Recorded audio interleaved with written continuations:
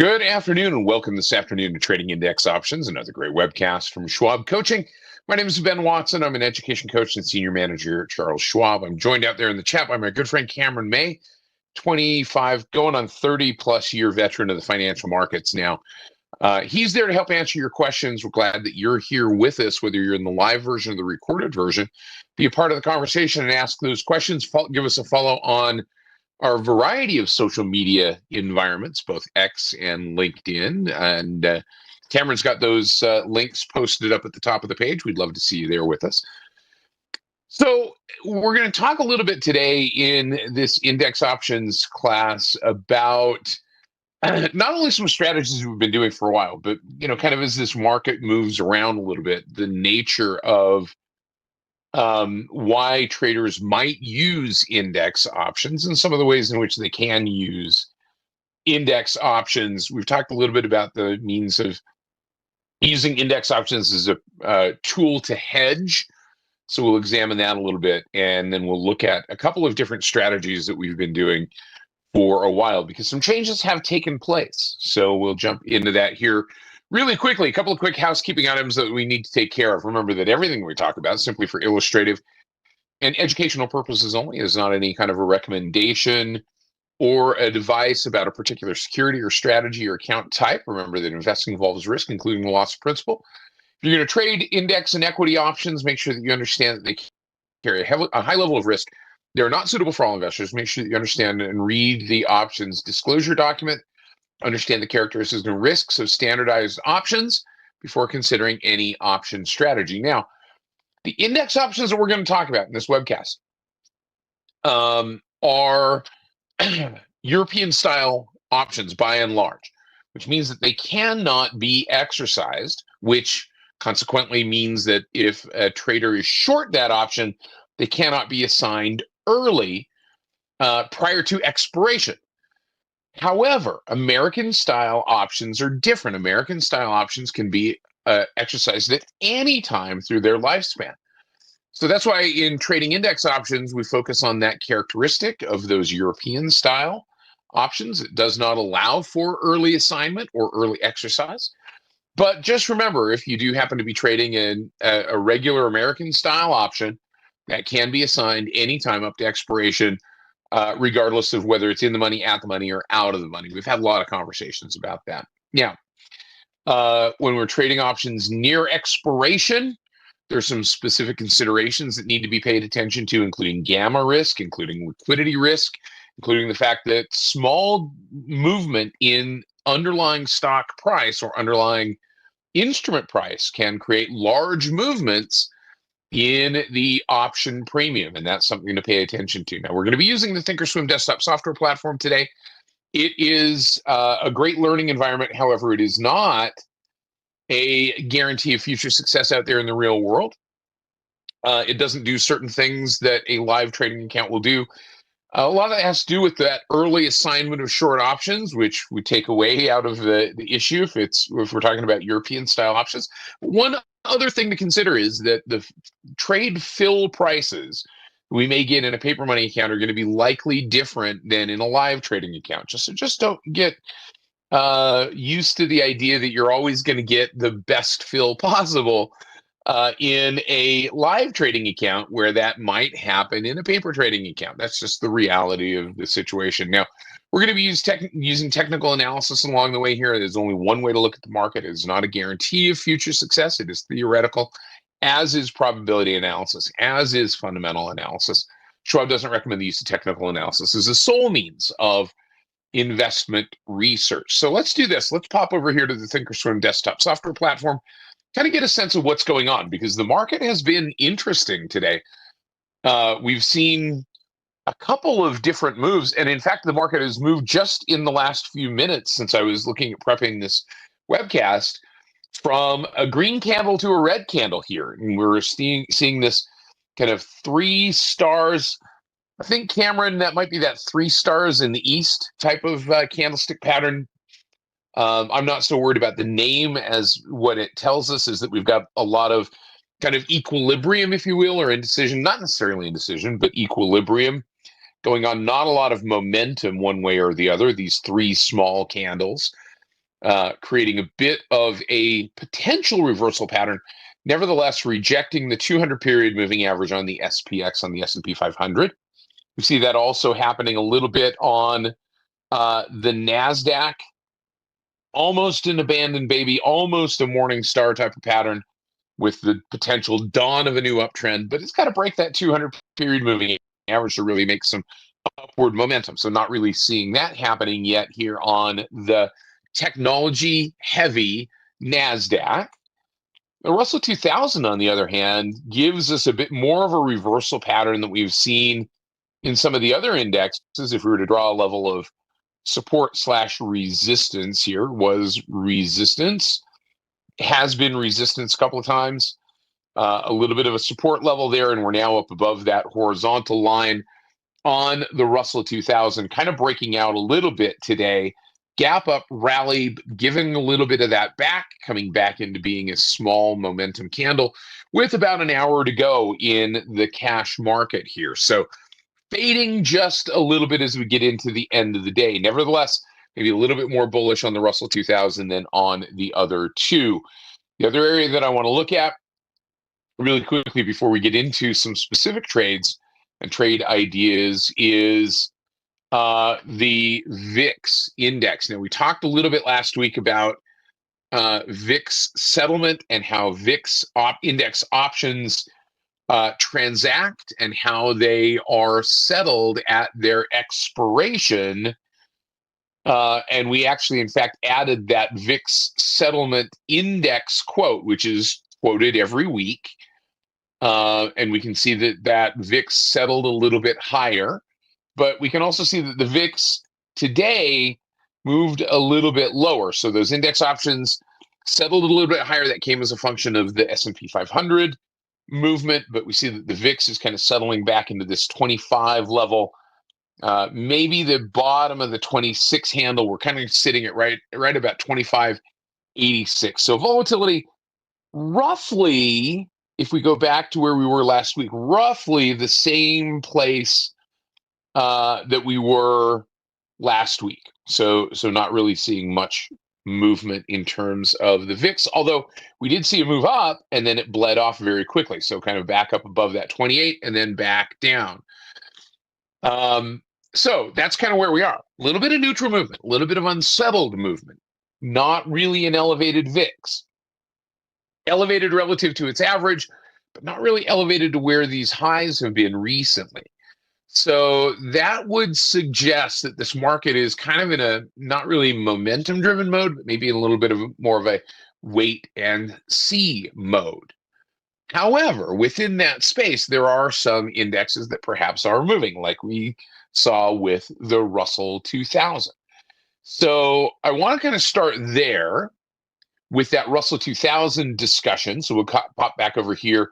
I'm going to go to my single grid and we'll take a look at the RUT, the Russell 2000 index. And let me just remove a couple of those lines there. We'll kind of zoom in. And we can see that the 50 period moving average is kind of rolling over a little bit. Implied volatility is still relatively high. So if implied volatility relatively high, the market moving up, or this index moving up, that would suggest that maybe there's a little bit of a bleed off potential in Russell 2000 index options. If that volatility is likely to come down, remember when volatility is high, that's met by selling pressure. But when those options are expensive, sellers come in. When sellers come into a market against high prices, those prices tend to come down. That's the immutable law of supply and demand. So if that's the case, maybe we look at taking advantage of a situation where we could see the benefit of neutral to upward movement in the price of the index, and at the same time potentially take advantage of a falling implied volatility score, that implied volatility measurement. So if we start to think about that directionally, we've got a bullish move in the price of the index, potentially, and we've got a high implied volatility index measurement here, relatively high. As a matter of fact, if we were to put it on a percentile basis, we could come over here to the trade tab. We could put in RUT, Russell 2000. We could come down to the bottom of the option chain, closing up those those expirations, come down here to the bottom of the option chain, go to today's option statistics, and we can see that based on where implied volatility has been, with 52% being the high and 18% being the low, currently that level of implied volatility at 32% puts us in about the 41st percentile, which seems a little bit lighter. I mean, that seems a little bit less, perhaps, than what that chart is telling us if we kind of zoom back out. Now, here's the problem. Here's the problem. That 50, boy, I wish we were past April, because that big move in implied volatility that we saw, that big spike across the market in implied volatility last April, around that Liberation Day, quote unquote, kind of skews that whole volatility picture, doesn't it? So what I've kind of started to do a little bit, because that's why our implied volatility percentile ranking, our current implied IV percentile ranking, is showing up as that 41st percentile, because we got this big outlier spike there. So what I've started doing is kind of coming back in here, and we could do one of two things here. We could put, say, for instance, a 30-day simple moving average on implied volatility and kind of get an average measurement there. We could also just kind of exclude by zooming, kind of exclude that range of that big volatility spike. So what I'm going to do is I'm going to come down here. Now, I don't know statistically if this is the best way to do it or where the best place to pick that might be, but I'm just going to kind of come there to that mid-May timeframe where we had that low, and kind of put this range on and zoom into this range for the S&P or the Russell 2000. And what that's done is it's now kind of normalized, if you will, this range. It's taken that big outlier out of the equation. Now, to be fair, it's kept in the low outlier on the other side of that coin, but we do have another low right here in the January timeframe.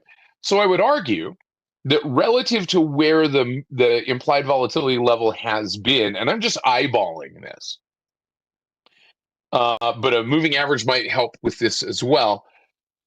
Relative to where implied volatility has been, if we were to perhaps pick that 25 level as a midpoint and just kind of call it that's the middle range, then we're in the upper, probably the upper 10th percent. I mean, we're probably up in that 80th or 90th percentile, right? So if this is our mid portion, the middle of that range, the current level of implied volatility being up here around 32%, that is almost the highest that it has been in this time frame, right? Taking out that statistical outlier. That would suggest significantly higher implied volatility, significantly higher option premiums, probably being met by option selling pressure. And so we're going to do the same thing while the selling is still available, while that high implied volatility is still available to be sold, right? So directional movement to the upside, high implied volatility is going to put us in mind of perhaps we do one of two things. If our expectation is bullish, we could sell a cash secured put, but remember this is an index, so that's going to settle the cash. That's going to be a fairly, given the notional value of this particular index, that's going to be a fairly large capital endeavor to tie up cash to be able to settle that cash settled index option if in fact we are put that obligation. So that then puts us in line with the idea of defining our risk to a smaller amount by creating a short vertical spread. Now, how do we create a short vertical spread that's bullish to neutral, takes advantage of implied volatility? Well, that would lead us to, logically, it would seem, a short put vertical. And Kelly, you're right on the right track there, a short put vertical. So let's go over here to the trade tab. Now, we got to think about it in terms of time frame, right? In terms of the length of time that we want to be potentially in a trade like this to take advantage of that. Now, there's one or two things we could do. We could do this as short put vertical, We could do this as a, well, we really couldn't. We could do this as a long call diagonal, but long call diagonal is going to have that long leg that's going to be, that we're going to be buying when it's really, really expensive. So really the only choice that we kind of have here is either a long, well, no, see, the long call spread doesn't work. The long call vertical spread doesn't work either because that's high implied volatility. So thinking through this, short put vertical seems to be kind of the logical structure in this particular case in terms of duration. So we got to think about how long we might be thinking about this trade progressing, and we're gonna kind of maybe take advantage of this. Now, that high implied volatility is going to be likely met. No guarantees of that, but likely met by selling pressure. And so that's going to perhaps work some magic on that implied volatility in terms of bringing it down. Those options are likely to get cheaper pretty quickly if it's met by that high selling demand. If the market's going to turn around and go higher, we're likely to see, given the nature of that technical analysis, we're likely to see that happen here relatively quickly. We want to be kind of on the shorter end of the duration scale here, to kind of hit that sweet spot between the amount of premium that we're bringing in and the length of time that we're in this, because the longer we go out, the more opportunity there is for the stock to maybe make a move in the direction that we don't want it to go. So I'm going to start thinking somewhere in this range of, between maybe 20 to 30 days to go until expiration. Now, we could go shorter, and we've talked about going shorter here, but we could kind of give ourselves a little bit more duration that maybe slows this, from a duration standpoint, slows it down a little bit. But maybe we don't take too big a hit in terms of the lack of time decay in this particular case. So what I'm going to do is I'm going to look at this 24 April expiration out about 30 days. And let's kind of start at that point here and kind of work our way into the idea. We've still got a relatively inflated implied volatility, 30 days out to go from expiration. We're at about 31%. So that still fits in that narrative. Maybe that's starting to come down. If you look at that forward structure, starting to come down a little bit in terms of implied volatility.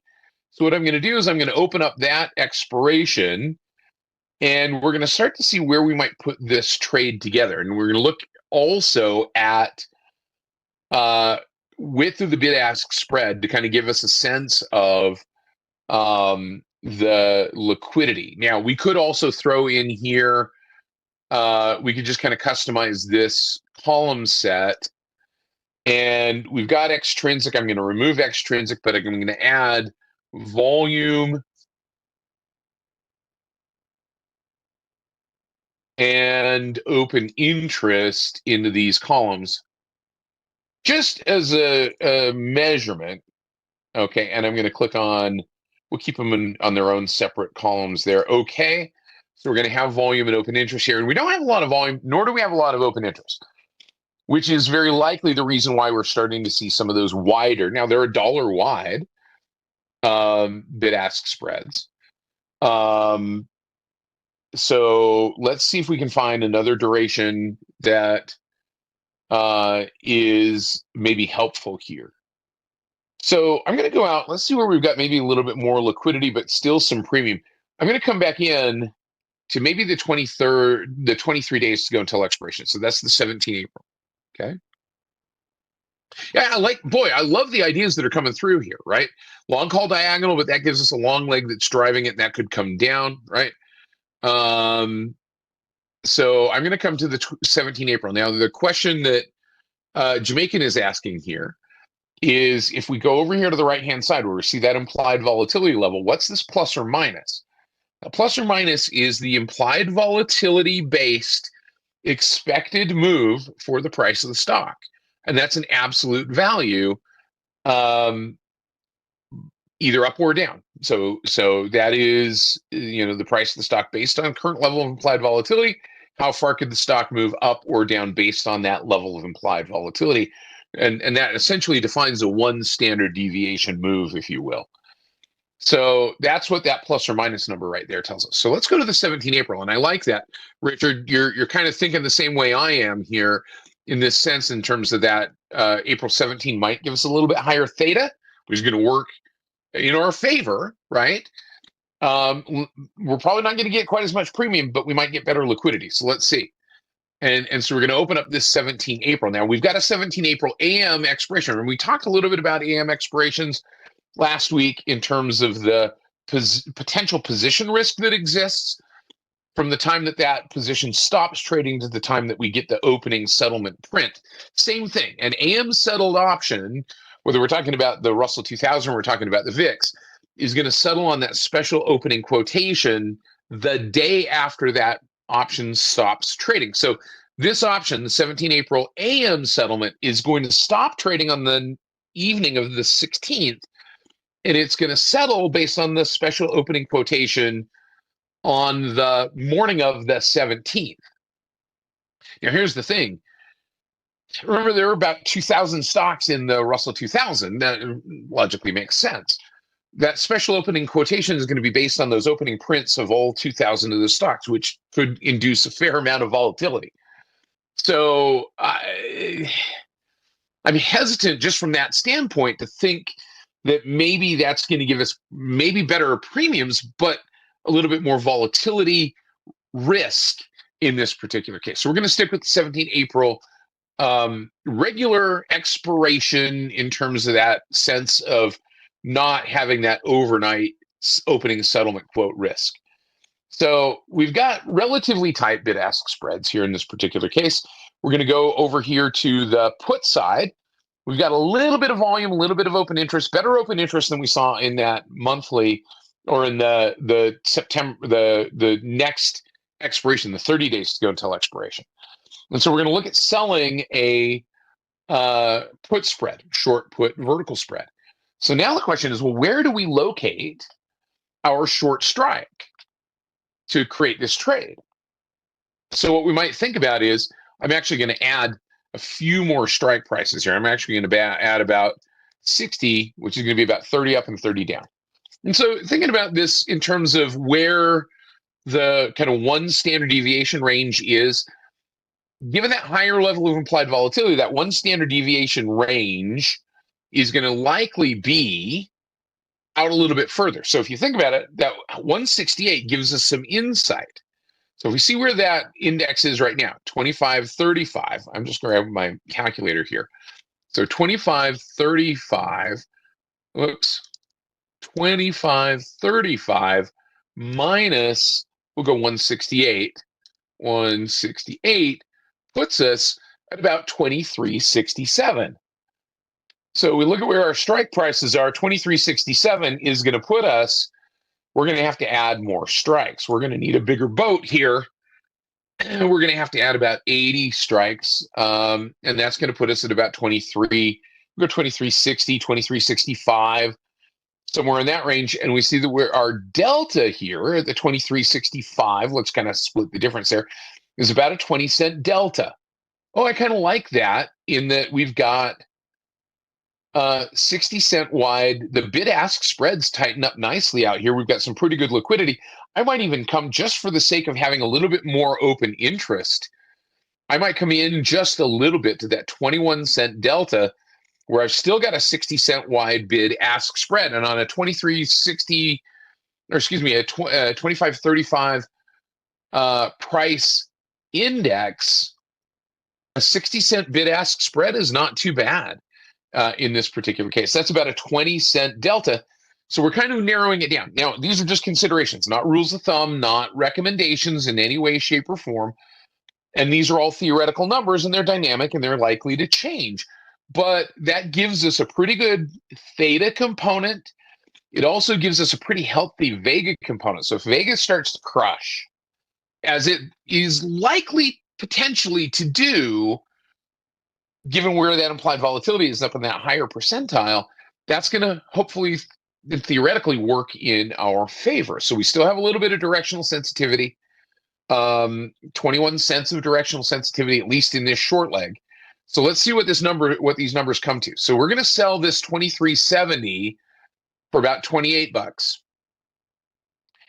And if we were to go 10 wide even, let's see what we get at 10 wide. So 23.70 selling and then 23.60 buying. Let's see what we get 10 wide. We get $1.85. Not a lot. But we don't have a huge potential max theoretical loss there. This is a relatively bullish to neutral vertical spread, short put vertical spread, bringing in a fairly decent amount of premium here. Low probability of being in the money at expiration. And in fact, it's a European style.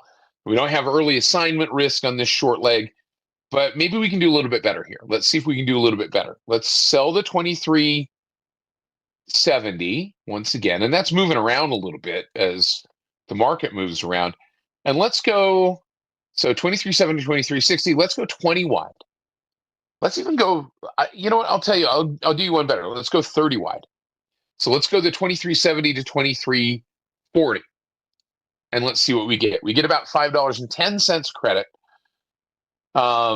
in terms of this premium, and we're risking 24.80. So let's just see what that looks like. 520, 24.80 is our potential risk in the trade. So let's do this.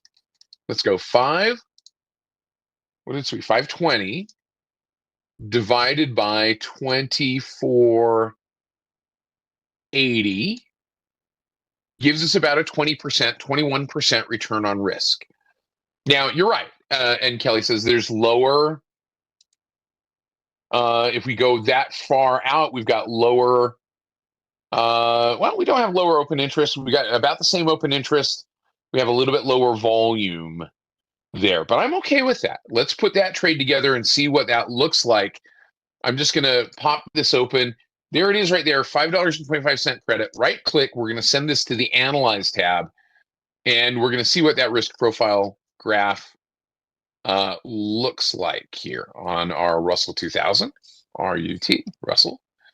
And there's our vertical spread. So what I like about this, if we put our expiration date out here at 4/18, this is our break even, or our one standard deviation range, and you can kind of see what this looks like. The majority of that range falls within the max gain area of this trade. We have a very small portion of this probable area that the index could be in, theoretically, that falls in the break even or below range. So that has about a 20% based on the current levels of about a 20% probability of that, the price being there. We've got about a 30% probability of the price being above our break even.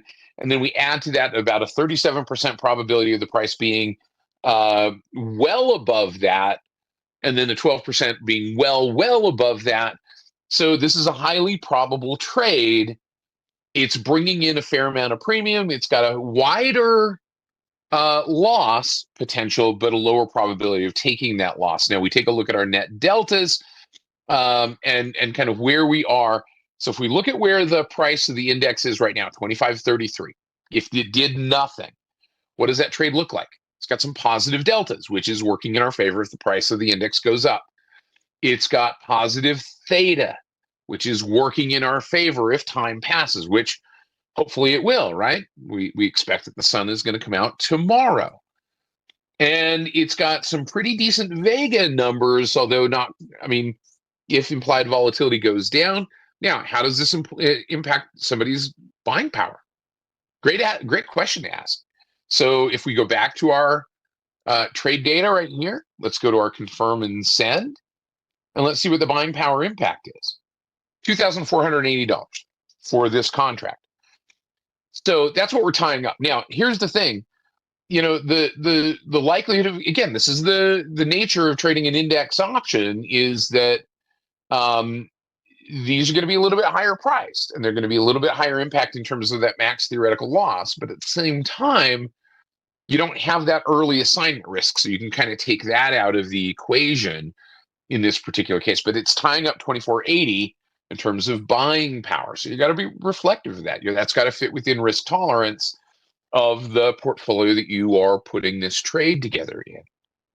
So let's go ahead and let's put this trade on. Let's see what this does. I'm going to put this in our index options group. It affects your blood pressure, Wacky says. Yeah, I get that. Totally understand that. We're going to put this in our index options group. We're going to fire that order off, and bing, we got it for 530. So we brought in 530.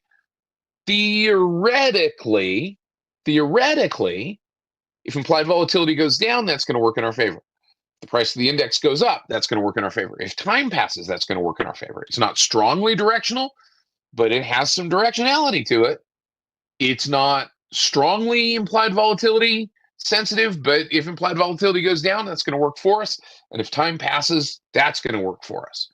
So we've put together a strategy and an idea based on what's happening on the chart, based on what we see in terms of implied volatility, that kind of gets us to that, hopefully, theoretically better scenario given the circumstances.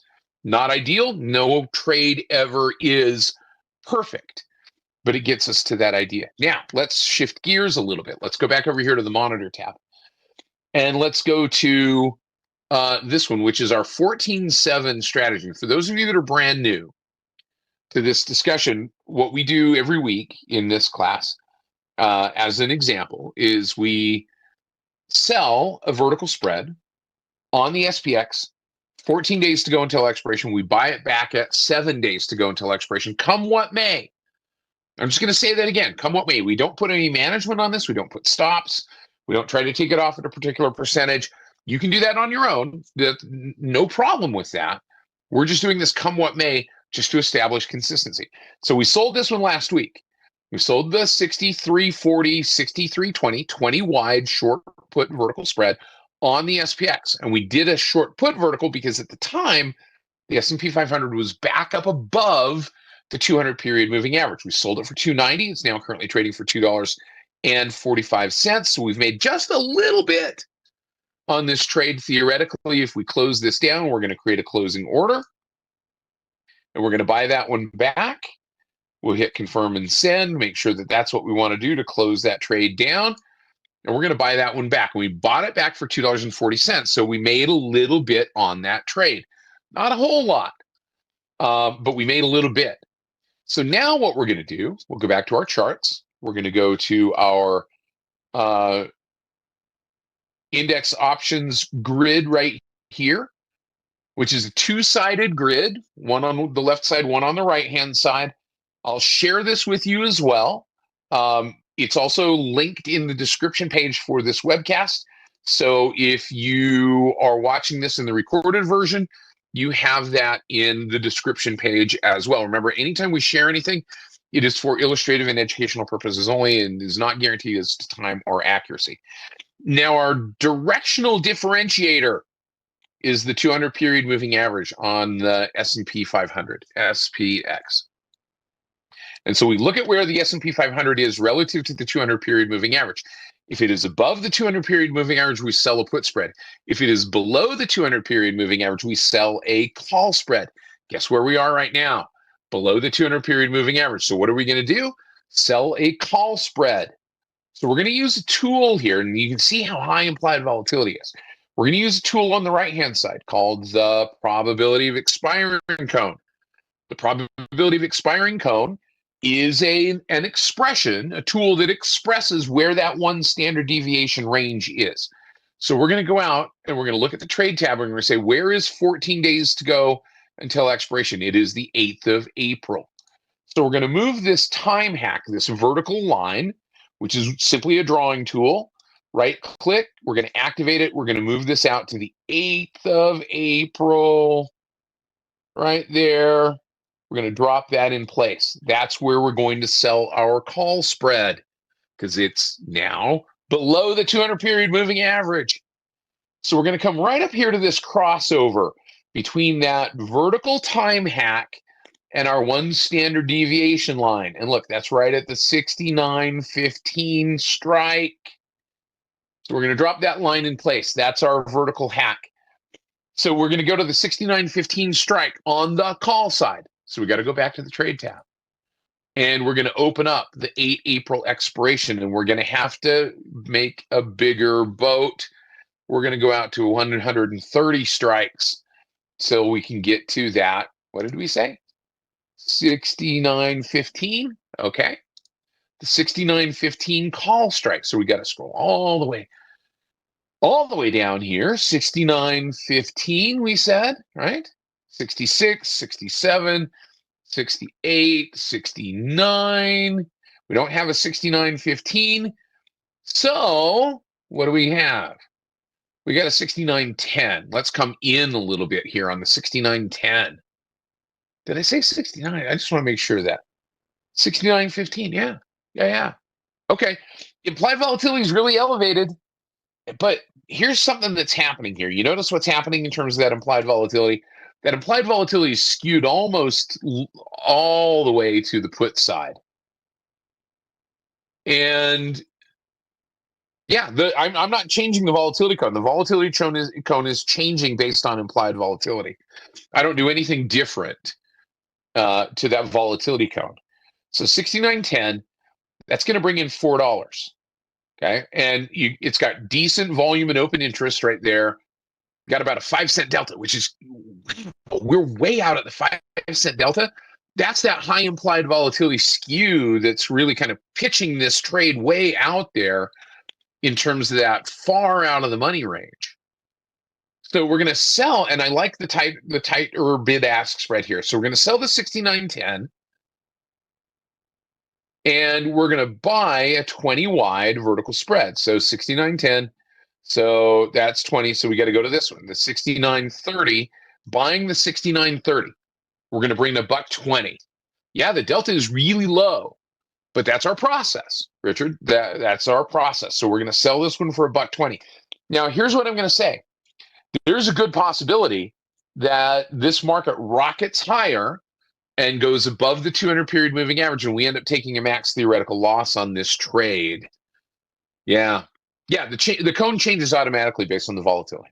So we're risking $1.80, or we're risking 18 to make a $1.20. So that's kind of the relationship here. Wider spread, we've got a bit bigger loss, but a very low probability that we're going to end up taking that max theoretical loss in this particular case. We're far away from that. Now, I said it before. What could do this, what could hit that max theoretical loss in this trade is a rip your face off rally. Guess what? If we have cessation of geopolitical risk, guess what we might get in the SPX? A rip your face off rally. So properly warned, you be, says I. That's what I'm just going to leave it with that. Properly warned, because we could see this get hit. And that's okay, because that's part of the process. We're going to go ahead and we're going to click on send, and we're going to fire that order off. We got it for $1.20. It is now sitting out there. And so what we're watching for here now is just simply time decay. The fact that we're likely to capture quick time decay in the front portion of this trade. In that first week, we'll look at taking this trade off next Wednesday. If that, we'll just take it off next Wednesday, come what may. So it's either going to work in our favor, it's going to give us nothing, or it's going to work against us. And it could work against us to a large degree if we get that rip your face off rally. So that is a possibility. I'm just saying. When implied volatility is high, and look, this is the dual nature of implied volatility, and it giveth and it taketh away.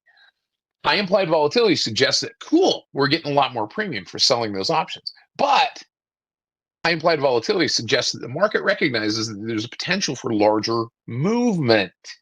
Implied volatility is an expression of potential movement. And so potential movement could work in our favor. It could work against us. Now, this market could bounce down from this 200-period moving average. It did today. It kind of touched that 200 and it moved down.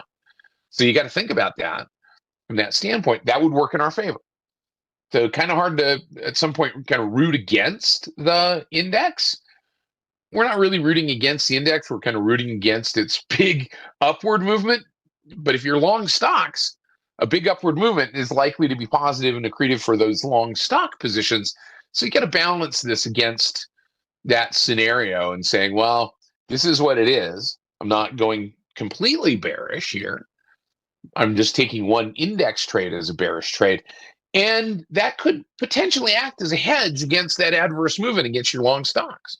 And not a big hedge, $185 hedge, $180 hedge, but that's something potentially offsetting the move in your underlying stock. Guys, let's do this. If you want to learn a little bit more about this, let's pop right on over here to the Trader Talks webcast page, and you're going to click right here, and you're going to type in index options, and you're going to get the playlist for this webcast, and that's going to explain why index options. It's going to explain how we use index options. It's going to explain AM versus PM index options. It's going to explain the idea of that time decay in the short term and why we're going, why we're creating this trade the way that we are and why we're doing 14 and 7. And I tell you, it's going to give you some background here. Cameron's done this. Connie's helped out with this. So we've got some great resources in this discussion. So that's the other thing. Now, for those of you that are getting in your VW microbuses this weekend and painting the candlesticks on the side, and you're going to go follow us around the country, let me show you where we're going to be next. We are going to be right here. I'm going to click on in-person events. I went to Schwab Coaching, schwab.com/coaching. We're going to be in Denver coming up on Friday and Saturday. Friday, we're going to be talking technical analysis. Saturday, we're going to be talking about option strategies. We are at the Gaylord Rockies in Denver, just out near the airport. We'd love to have you come and join us. If you are in the area, come and join us. You can find more information right here. Then next, we're going to be down in Dallas on the 10th and 11th of April. We're going to be talking advanced options. That's going to be me and Kevin Hinks and Alex Coffey, Kevin Horner, Joe Mazzola. We're all going to be down there talking advanced options, and we'd love to see you there. And then we're going to be back in Boston, which is a place that we've not been since not in a very long time, 2018. I fell off the stage at that event in 2018 and kind of sprained my ankle, but I'm better now, and we'll go back to Boston at this point. Guys, thanks very much. My thanks to Cameron May for helping out and helping us out with all of the questions you guys had today, and I appreciate that. And again, leave us a comment. Give us a follow on social media.